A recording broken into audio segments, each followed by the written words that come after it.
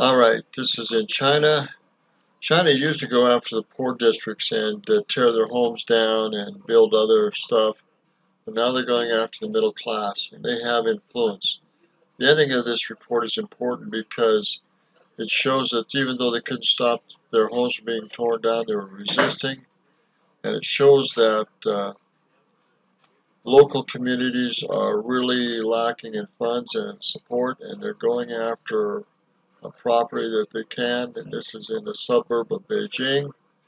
Between the COVID-19 virus, the swine virus, and the sanctions on China, China is in economic turmoil and civil unrest, political unrest, and financial unrest. It's all coming on, and also we've got all these rains and monsoons and floods and other things. China is really getting hammered. An unusual sight in one Beijing district. Hundreds of residents gathered in front of their homes at 5 o'clock in the morning.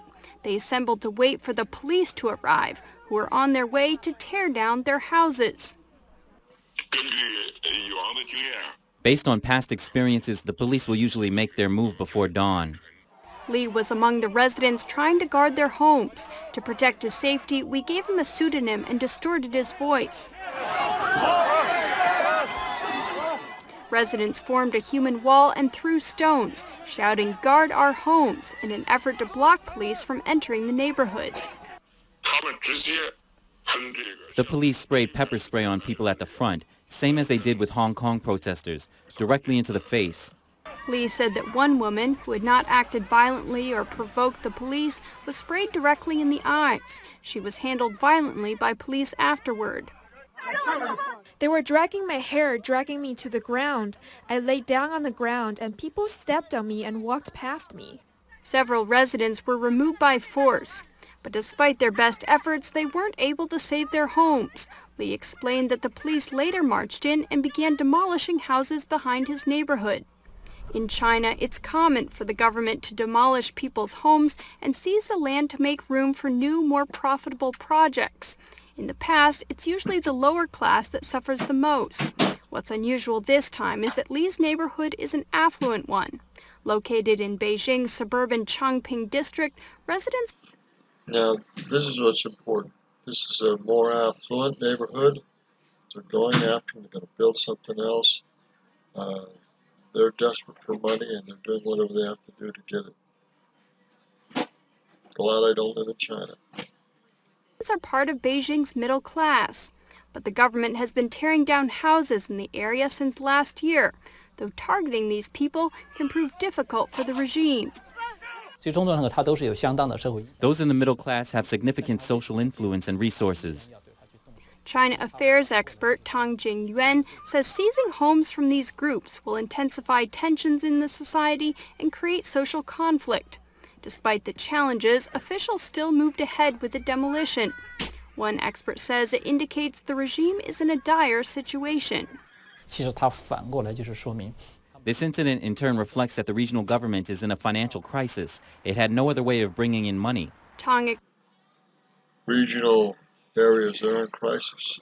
The blockades, with the tariffs, with the virus problems, with the social unrest, the factories being burned down for insurance money, other things. The air pollution and water pollution in China is disgusting. You can see the smog here. They really don't care about their people much.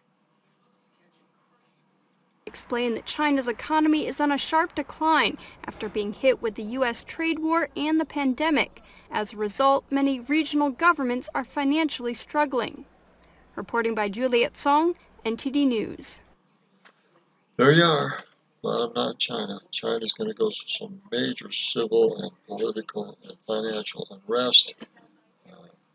There are rumors now that the